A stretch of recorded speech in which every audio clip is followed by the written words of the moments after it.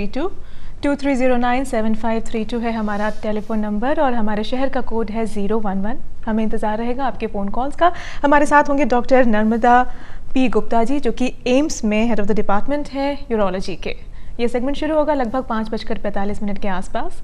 और फिलहाल आज चूँकि रामनवमी है, बैसाखी की अभी हमने बात की, अब रामनवमी की बात करते हैं। ये उत्सव भी बड़े धूमधाम से हमारे देश में मनाया जा रहा है, लेकिन क्या इस उत्सव की प्रासंगिकता सिर्फ एक दिन इसे मनाकर ही है, या इस शब्द से, राम शब्द से जो एक संस्कार का बोध होता है, वो हमारी ज़िंदगी में कहीं शामिल है, आज के युवाओं में शामिल है, जो बच्चे आज हैं हमारे समाज में जिस तरफ, जिस दिशा में जा रहे हैं, क्या उन्हें बोध है इसका? इन्हीं कुछ बातों पर चर्चा करने के लिए हमारे साथ स्टूडियो में बहुत ही खास मेहमान हैं। आप हैं रविंद्रनाथ ओझा जी, जो कि बिहार यूनिवर्सिटी के पूर्व प्रोफेसर रहे हैं। साथ ही साथ साहित्य, संस्कृति और अध्यात्म में आपकी गहरी रुचि है। बहुत बहुत स्वागत है हमारे इस प्रोग्राम में। धन्यवाद। ओझा साहब, राम जो कि मर्यादा पुरुषोत्तम है और उनकी नवमी का दिन बहुत ही महत्वपूर्ण दिन है इंडियन एल्यूमिनक में, और जब पूरा भारत और हिंदू समाज इस दिन को मनाता है या उस आस्था रखने वाले लोग मनाते हैं, तो राम के जीवन का जो संदर्भ है वो भी याद आता है। लेकिन अब देखते हैं युवाओं में जब थोड़ा जाते हैं तो देखते हैं थोड़ा राम जी का जो चरित्र है हल्का सा गौण पड़ जाता है। इस दिन ऐसी कोई बात साफ नजर नहीं आती है। तो आप एक वरिष्ठ नागरिक हैं, इतने वर्षों से आपने अध्यापन किया है, साहित्य, अध्यात्म और संस्कृति में आप गहरी रुचि रखते हैं, तो इतने वर्षों में क्या देखते हैं कि रामनवमी जैसे पर्व का कितना उमंग, कितनी उल्लास, कितनी छाप इस पीढ़ी में है? पहले जैसे हुआ करती थी अब है या नहीं है? ये हम खुद ही कह रहे हैं कि नहीं है, आप क्या मानते हैं?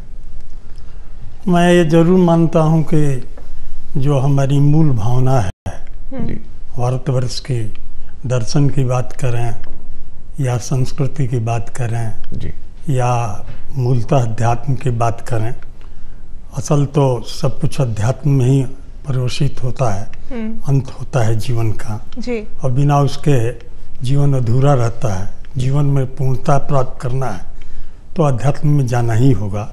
यह हमारी संस्कृति की पहचान है। तो मैं कहना चाहता हूँ कि ऐसे तो जैसा आपने कहा कि राम जो हैं हमारी संस्कृति के प्रजा हैं, बल्कि मूल पुरुष हैं। ऐसे बहुत लोगों का, बहुत ऋषियों का योगदान रहा है भारतीय संस्कृति के निर्माण में, लेकिन राम एक ऐसा व्यक्तित्व हुआ है जो छा गया है, पूरी संस्कृति को अपने में समेट लिया है आचरण में। तो हमारे कहने का मतलब इतना महत्वपूर्ण व्यक्तित्व है। ऐसे हमारे कृष्ण भी हैं, शिव भी हैं, कृष्णाष्टमी हम मनाते हैं, महाशिवरात्रि मनाते हैं, राम।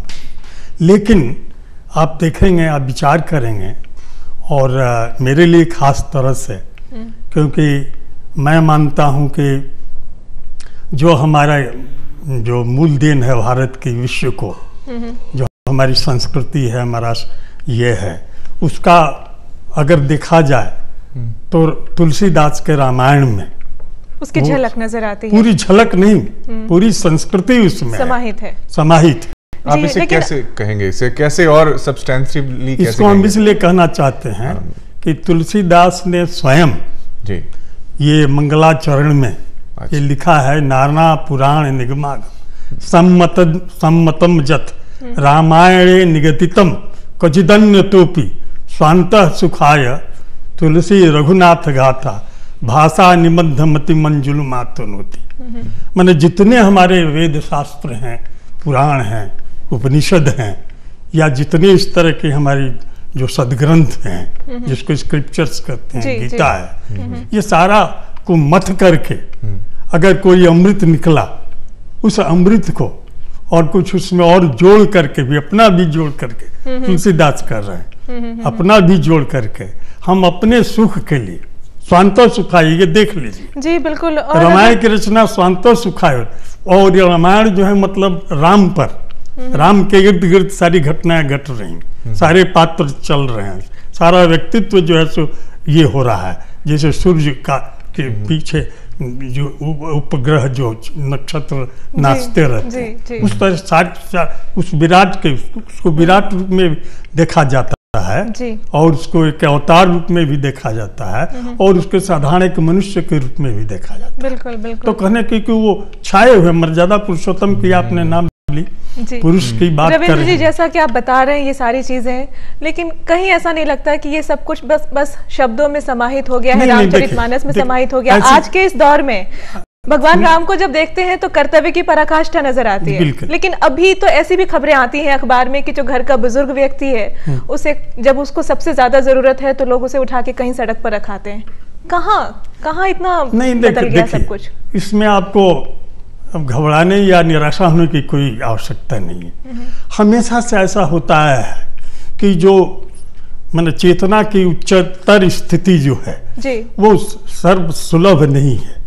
वो दुनिया एक माया के रूप में है, प्रकृति के अधीन है, त्रिगुणात्मिका प्रकृति जिसे कहते हैं, सतोगुण रजोगुण तमोगुण, इसके अंदर चलता रहता है। तो सृष्टि का प्रवाह चलता रहता है, लेकिन उसी में जो है सो कुछ लोग आगे बढ़ते जाते हैं, चेतना का स्तर ऊपर उठता जाता है। ऊर्ध्वगामी चेतना उसको कहते हैं, निम्नगामी चेतना कहते हैं। निम्नगामी में हम जो है सो पशु हो जाते हैं, राक्षस दैत्य हो जाते हैं। जब चेतना ऊपर की ओर उठती है तो हम देवता हो जाते हैं, ईश्वर हो जाते हैं, परमात्मा हो जाते हैं। अंततः जो भारतीय मनीषा की जो मूल देन है ब्रह्म आपको कहीं नहीं मिलता है। तो ये ब्रह्म जो उपनिषद की चीज है, जिसको निर्गुण सगुण ब्रह्म भी कहते हैं, तो वो जो है वो आती है।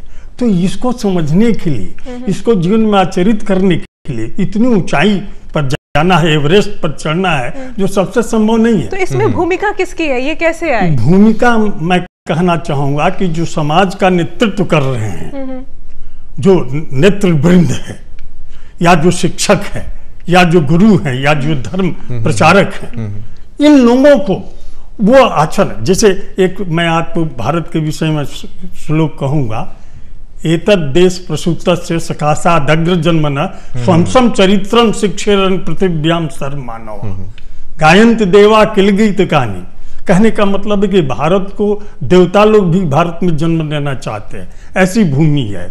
और कहते हैं कि अगर चरित्र और शील की शिक्षा लेनी हो दुनिया को तो भारत से लेनी चाहिए। ओझा साहब, अपनी थोड़ी देर पहले आपने एक बहुत अच्छी बात कही कि जो समाज का जो चरित्र बनता है वो स्कूलों में बनता है, कॉलेजेस में बनता है, और आप एक बहुत बड़ी यूनिवर्सिटी में काफी लंबे समय तक आपने अध्यापन किया है। तो आपके एक जो अंदर जो शिक्षक हैं, हम उनसे यही जानना चाहेंगे कि आपने अपने जीवन काल में, अध्यापन काल में किस तरह की शिक्षा बच्चों को दी? राम जैसा बने या एक आदर्श पुरुष बने, गांधी जी जैसे बने, या कैसे भी बने, एक जिम्मेदार नागरिक बने, उसके लिए आपने किस किस चीज को टूल बनाया, हथियार बनाया? हाँ, तो ये देखिए, ये जो चीज है, पहली चीज है कि शिक्षक का उस तरह का आदर्श रूप प्रस्तुत करना होगा। जी, हम कहते हैं कि example is better than precept. Correct.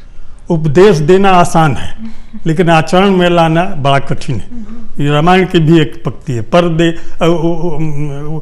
क्या कहते हैं कि पर उपदेश कुशल बहुतेरे, जे आचरहि ते नर न घनेरे। कहने का मतलब है कि उपदेश देना आसान है, तो हम शिक्षक के रूप में उपदेशक के रूप में नहीं जाते हैं, हम शिक्षक के रूप में एक आचरण प्रस्तुत करते हैं। अच्छा। कि हमारे भाषण से हम जो शिक्षा दे रहे हैं वो केवल वो पाठ नहीं पढ़ा रहे हैं, जीवन का पाठ पढ़ा रहे हैं, संस्कार का ट्रांसमिशन कर रहे हैं, संस्कार दे रहे हैं। तो हमको आप देखेंगे कि अंग्रेजी में हमने एमए किया है, पीएचडी की भी डिग्री नहीं ली, लेकिन शोध कार्य किया है।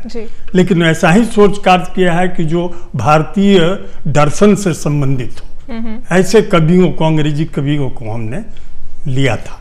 तो कहने का मतलब है कि हमारा जीवन आप देखेंगे, घर पर रहन सहन, बोली चाली, हम अंग्रेजी को भी जहां हमको सुविधा मालूम होती है, अनुकूल जचता है, तो हिंदी के माध्यम से, कभी कभी बच्चों को भोजपुरी के माध्यम से भी, ताकि वो समझ ले। तो जो पाठ पढ़ा रहे हैं, संयोग से साहित्य ही पढ़ाते हैं और उसमें कविता पढ़ाते हैं, तो कविता तो उच्च स्तर की चीज होती है। रविंद्र जी, जैसे अभी आप आज का जो वक्त आ चुका है, इसमें संस्कारों की बात हो रही है, बहुत हनन होता जा रहा है, आप क्या संदेश देना चाहेंगे? हम संदेश देना चाहते हैं कि हमारे ऐसे लोग बहुत हो जाएं जो जो जो वरिष्ठ हैं, जो शिक्षक हैं, जो अपने को गुरु मानते हैं, शिक्षा विभाग से जुड़े हैं और नेतृत्व, वो जो है कम से कम भारतीय संस्कृति को अपनाएं। और भारतीय संस्कृति को जब अपनाएंगे तो राम स्वतः आ जाएंगे,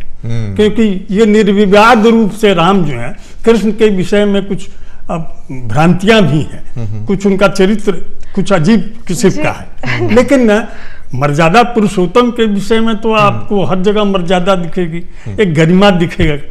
तो कहने का मतलब है कि राम जैसा चरित्र, और आज के दिन जो रामनवमी का ही दिन है, तो मैं चाहूँगा कि जितने जो शिक्षा विभाग से जुड़े हुए हों इसी तरह के, या जितने जो है सो भारतीयता से जुड़े हुए हैं, वो सारे लोग राम का आचरण करें, सब राम जैसा आचरण करें। ये आज की पंच लाइन मानते हैं हम। आपने जो बात कही, ये बात नहीं है, ये संदेश नहीं है, ये जीवन जीने का तरीका है। जीवन जीने। ओझा साहब, प्रोग्राम का समय थोड़ा सीमित है। आपने जो बातें की और जो अपने एक लोगों को एक छोटी सी बात से ये इशारा दिया है कि अपने जीवन से सिखाइए, ये मत कहिए कि भैया तुम करो करो करो, पर उपदेश कुशल बहुतेरे मत करो। ये बात जो है आज हम अपनी गांठ बांधेंगे, समझेंगे, इसको जीवन में उतारेंगे।